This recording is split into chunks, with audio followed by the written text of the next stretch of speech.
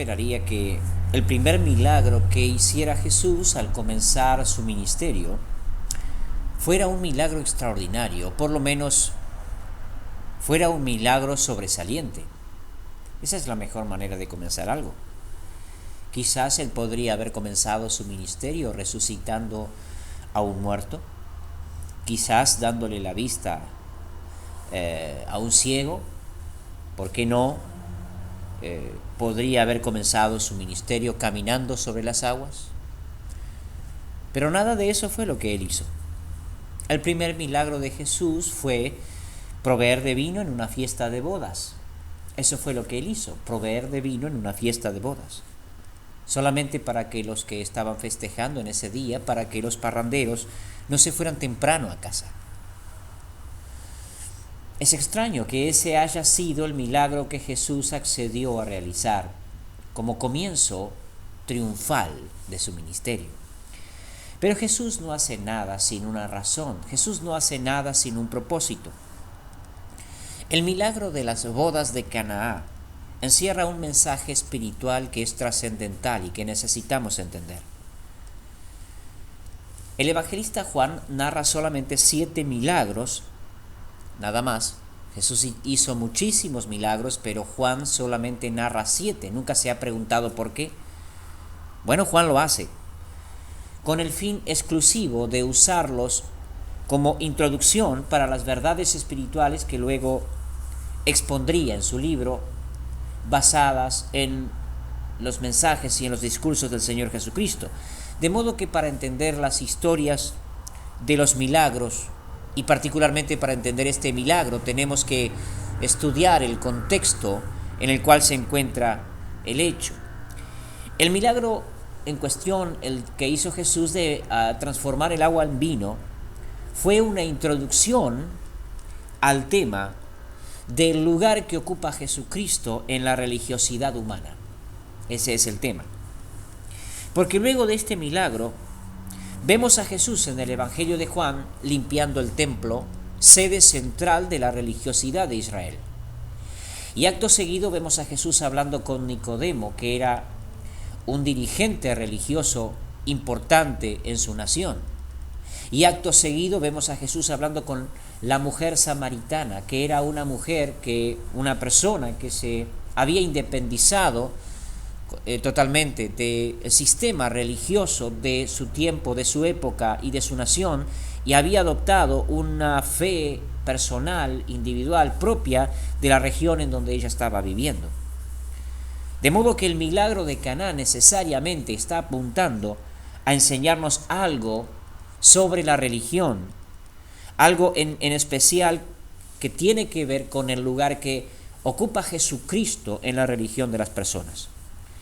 Les invito a que veamos el significado exacto entonces del milagro de Jesús al convertir el agua en vino en las bodas de Caná. En la fiesta a la que Jesús había sido invitado, se termina el vino. Ahora no vayamos a pensar que el vino al que se refiere el texto bíblico era la bebida embriagante a la que nosotros llamamos vino, y que en toda la Biblia se nos anima a no consumir y a no embriagarnos, porque no podemos aceptar el hecho de que Jesús favoreciera la embriaguez o el estado de embriaguez.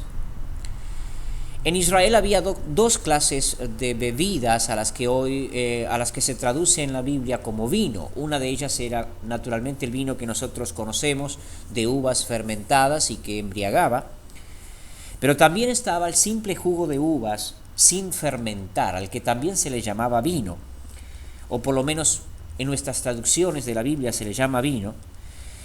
Un jugo de uva sin fermentar que era indispensable para la vida cotidiana, porque el agua que ellos consumían y que sacaban de los pozos no era apropiada para el consumo directo. Todos sabemos que no existía en aquel tiempo lo que tenemos hoy lo que concebimos hoy como agua potable. Entonces ellos tenían que de alguna manera potabilizar el agua, hacerla más accesible para el consumo humano, hacerla más aceptable para el paladar, mezclándola con jugo de uva sin fermentar. Y este es el milagro que Jesús hace. proveer de este vino. Ahora, hecha esta aclaración, nosotros vemos en la Biblia, en todo el Antiguo Testamento, que el vino siempre es símbolo de la vida.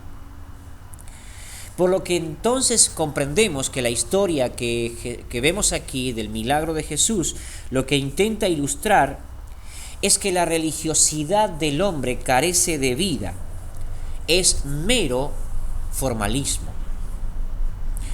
Muchos cristianos se hallan como los que estaban en las fiestas en las bodas de Caná de Galilea, carecen de verdadera vida espiritual. Cumplen sus deberes cristianos, tienen la doctrina correcta, tienen la fe correcta, pero carecen de vida espiritual, carecen de verdadera vida espiritual. Usted no debe preguntarse solamente si tiene la fe correcta. Usted no tiene que preguntarse solamente si tiene la doctrina correcta. Usted lo que debe preguntarse es si realmente tiene en su interior, en su vida espiritual, vida. Si realmente está vivo espiritualmente. Se puede tener, mi amigo, una doctrina correcta, se puede tener una fe correcta, se puede estar en una iglesia correcta, pero aún así se puede estar muertos espiritualmente. Piénselo un momento. No le estoy preguntando si cree en lo correcto, le estoy preguntando si está vivo espiritualmente. Y usted sabe si lo está. Sabe si lo está. Sin embargo, algunos podrán preguntarse, bueno, yo no estoy muy seguro. Yo realmente no sé si estoy vivo o no. Bien, déjeme aclararle algunas cosas, porque la respuesta es muy simple. Usted tiene que preguntarse esto. ¿Es mi vida y mi piedad cristiana el resultado natural de mi relación con Dios? ¿O estoy todo el tiempo luchando por hacer lo correcto? Voy a formular de nuevo esta pregunta porque es la pregunta crucial que tú te tienes que hacer. ¿Es mi vida y mi piedad cristiana el resultado natural de mi relación con Dios? ¿O estoy todo el tiempo luchando por hacer lo correcto? Tu devoción a Dios, tu relación con Dios, tus deberes cristianos deben surgir naturalmente de la vida de Dios que opera en ti. No debe ser una lucha constante por hacer lo correcto. Lamentablemente muchos cristianos cuando tienen que pensar en su experiencia de fe, ellos perciben que su vida es una constante lucha. Quizás tenga que preguntarse si realmente están vivos espiritualmente. La piedad cristiana debe surgir espontáneamente de nuestra relación con Dios. El pasaje nos dice también que había allí 6 tinajas de piedra. Y estas tinajas de piedra eran usadas por los judíos para el rito de la purificación. Ellos todo el tiempo tenían un rito en el que todo el tiempo se lavaban las manos para limpiarse de pecados. Eso es lo que hacían. Se lavaban las manos para limpiarse de pecados. Nosotros sabemos, y esto es lógico, es obvio, de que el pecado no se limpia de esa manera. Por tener un rito en el que usted se lava las manos, su corazón, su conciencia, sus pecados no son limpiados así. Pero esto es lo único a lo que puede llegar la religión, creer que con ritos externos se limpia el corazón. Tenemos que comprender que nuestra religiosidad no suple las necesidades del alma. Tu religiosidad, aunque sea una religiosidad evangélica, no suple las necesidades del alma. Toda tu práctica religiosa, toda mi práctica religiosa en sí misma es absolutamente inútil. Continuamos muertos espiritualmente, aunque sumemos ritos y sumemos ceremonias, aunque cumplamos todo lo que nuestra religión demanda, aún así podemos continuar muertos espiritualmente. Porque para con Dios no es cuestión de hacer lo correcto solamente, sino de simplemente estar vivo. Por mucho que un cadáver se halle bien presentado para el momento de su entierro, no por eso deja de ser cadáver Usted puede ver al muerto allí, listo para su sepultura, y está bien vestido, con sus mejores galas. Está incluso maquillado quizás. Pero eso no quita el hecho de que sigue siendo un cadáver, de que esa persona está muerta. Y por mucho que un cristiano o un llamado cristiano se llene de religiosidad y de prácticas correctas, quizás aún siga muerto espiritualmente si el Espíritu de Dios no ha producido en él realmente la vida. Esto se aplica también a los cristianos evangélicos, que también tienen sus ritos y tienen sus costumbres. Nos quejamos del catolicismo romano, que está lleno de ritos y ceremonias sin sentido y sin vida, pero también nosotros hemos incorporado las nuestras.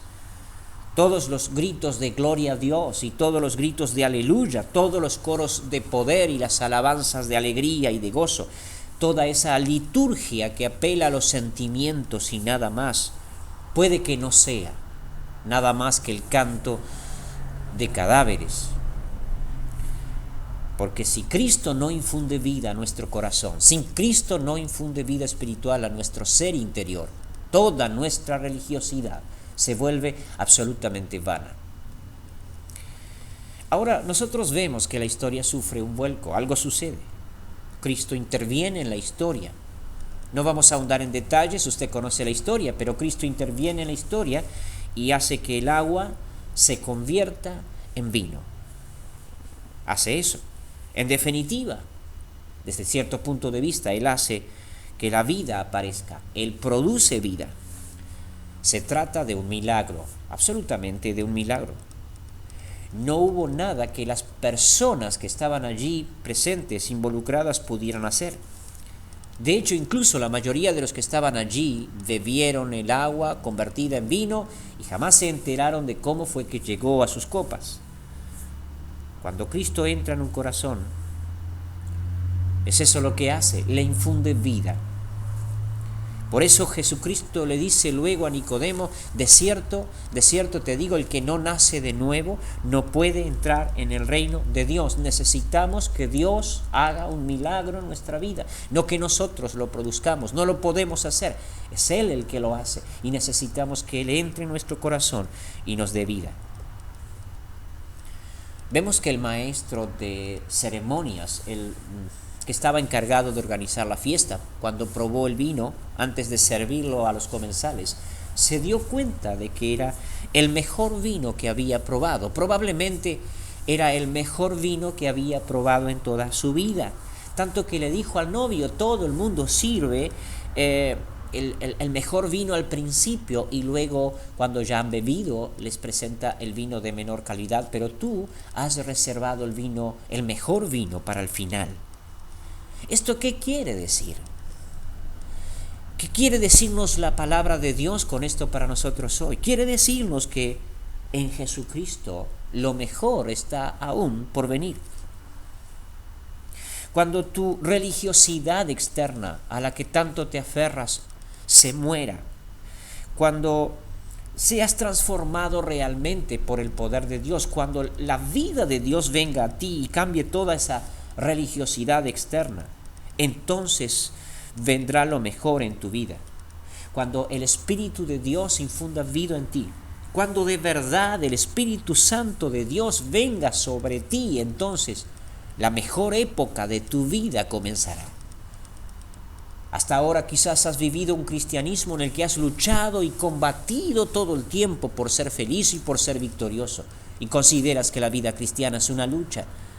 Pero si el Espíritu de Dios entra en ti realmente y recibes la vida de Dios, entonces realmente comenzarás a vivir plenamente y ocurrirá lo que la palabra de Dios dice. El que cree en mí, dijo Cristo, de su interior brotarán ríos de agua viva. Yo he venido, dijo Él, para que tengan vida y vida en abundancia. Contempla un momento tu pasada vida cristiana, la que has vivido hasta el día de hoy. Puedes decir ciertamente que has vivido la vida cristiana, has disfrutado de la vida cristiana, o solamente has pasado todos estos años luchando. No tenemos que confundirnos, por favor, no nos confundamos. No luchamos contra la vida, No luchamos contra la vida, luchamos contra el pecado. Luchamos contra el diablo para mantenerlo al margen. No luchamos para salir de sus dominios. El cristiano que tiene vida realmente, aquel que ha sido renovado por el poder del Espíritu Santo, no lucha por ser feliz. Escuche bien esto, no lucha por ser feliz, sino que lucha para mantener esa felicidad. El cristiano lleno de vida no lucha para vencer el pecado. Hay muchos cristianos que están luchando para poder vencer sus pecados y sus tentaciones. No, el cristiano que tiene vida no lucha para vencer los pecados, sino que lucha para mantenerlos al margen porque ya ha sido libre del pecado, que es otra cosa muy distinta. El cristiano verdadero está vivo y quiere continuar así, pero quien tiene solo religiosidad siente que está seco espiritualmente y está todo el tiempo buscando algo nuevo de Dios. Necesitamos estar vivos realmente, necesitamos que el Espíritu Santo entre en nosotros y nos dé vida. El religioso, y hay muchos dentro del cristianismo evangélico que son religiosos, están muertos espiritualmente y luchan todo el tiempo por escapar del pecado y por alcanzar la felicidad. Pero si Cristo entra en el corazón de esa persona y si el Espíritu de Dios le infunde vida, entonces será verdaderamente libre. Ahora tú me dices, quiero que Cristo infunda vida en mí. Quiero que Él entre en mí y me haga una nueva criatura. Quiero dejar de ser un religioso muerto. Quiero dejar de ser un religioso que está lleno de ritos y ceremonias y creencias y conceptos correctos. Y quiero realmente estar vivo. Quiero comenzar a vivir en Cristo. ¿Qué es lo que tengo que hacer? ¿Cómo hago para que esto suceda? Bueno, tú tienes que hacer 4 cosas. Ya sabes que es Dios quien hace esto, pero tú tienes que hacer 4 cosas. Primero, invita a Jesús a la fiesta. Es decir, invita a Jesús a tu vida. Si Jesús no hubiese estado en aquella fiesta, nada habría sucedido, lógicamente. Y si Cristo no entra en una vida, nada sucederá. Si tú le invitas a que venga a tu vida, te aseguro que Él vendrá. Ahora quiero ser claro en esta mañana, no encierres a Jesús en el templo. No lo encierres a las prácticas religiosas públicas y nada más, como hacían los antiguos fariseos. Llévalo a tu trabajo. Lleva a Jesús a tu casa, llévalo a tus reuniones de amigos, llévalo a todos lados a donde tú vayas, para que deje de ser Cristo y la fe un mero formalismo religioso y se transforme en una parte fundamental de tu vida. Hazlo tu constante compañero a cada minuto del día. Déjalo entrar realmente a tu corazón, déjalo entrar realmente a tu vida. Hazte la idea de que Él está y actúa en consecuencia en cada momento de tu vida. No te comportes en tu trabajo, ni te comportes en tu casa y en las reuniones de tu amigo de una manera y en el templo o en la iglesia de otra, porque sabes que en el templo y en la iglesia Jesús es el principal invitado, pero no esos otros lugares no. Por el contrario, cambia eso, lleva a Jesús también a esos otros lugares y comienza a vivir haciéndote la idea de que Jesús está allí todo el tiempo mirándote. Eso es lo primero que tienes que hacer. Lo segundo que tienes que hacer es pedirle que Él te salve, es pedirle que Él te dé vida. Solo pídeselo en oración, no es muy complejo. Pídeselo, no le pidas que te prospere, ni que te sane, ni que te bendiga, ni que solamente perdone tus pecados. Pídele también que Él entre en tu corazón y te renueve y te dé vida espiritual. Dile con absoluta sinceridad, aunque seas un cristiano de hace mucho tiempo, dile: Señor, estoy seco, estoy muerto, estoy vacío. Por favor, dame vida. Por favor, lléname. Infunde en mí la vida del Espíritu. Jesús no hubiera hecho nada en aquella ocasión si María no se lo hubiera pedido. Y no hará nada en ti si tú simplemente no se lo pides. En tercer lugar, ¿quieres tener la vida de Cristo en ti? Obedécele. Invítalo a tu vida, dijimos. Pídeselo, dijimos. Pero también debemos decir que tienes que obedecerle. María le dijo a los sirvientes, luego de que hablara con Jesús: hagan todo lo que Él les pida, porque naturalmente si ellos no lo hacían, nada habría sucedido. Quizás sea absurdo lo que Jesús te pida a ti que hagas, como fue absurdo lo que le pidió a aquellos que estaban sirviendo. Les dijo: llenen 6 tinajas de agua y sírvanlas como si fueran vinos. Eso es absolutamente absurdo. Pero aunque sea absurdo, ellos obedecieron, y aunque sea absurdo, nosotros tenemos que obedecer. En nuestro caso, Jesús nos va a pedir cosas que no vamos a entender. Cosas absurdas como orar, como leer la Biblia, como asistir a la iglesia y como ofrendar. Pero no cuestionemos, aunque nos parezcan absurdas. Hagamos lo que Él nos dice y esperemos. Y en cuarto lugar, si quieres que la vida de Dios entre en ti, solamente tienes que beber. Los que estaban allí presentes cuando les sirvió el vino, que dijimos y dejamos bien en claro que es símbolo de la vida, ellos la bebieron. Y tú tienes que hacer lo mismo, tienes que beber de la vida que Dios te da, tienes que beber de Cristo. ¿Qué quiero decir con esto? Quiero decir que tienes que dejar de racionalizar. No intentes manejar la gracia de Dios, ni intentes entenderla totalmente. Cuando tenemos sed, nosotros no nos ponemos a reflexionar acerca de lo que es el agua, de cómo está compuesta desde el punto de vista atómico. Tampoco comprendemos bien cómo es que esa agua entra a nuestro organismo y nos da la vida. Simplemente bebemos, y cuando bebemos nos sentimos bien. De igual manera, cuando vamos a disfrutar de la gracia de Dios, simplemente bébela. ¿Por qué siempre tratamos de racionalizar la gracia de Dios? ¿Por qué queremos saber cómo es posible que solo por orar los milagros sucedan?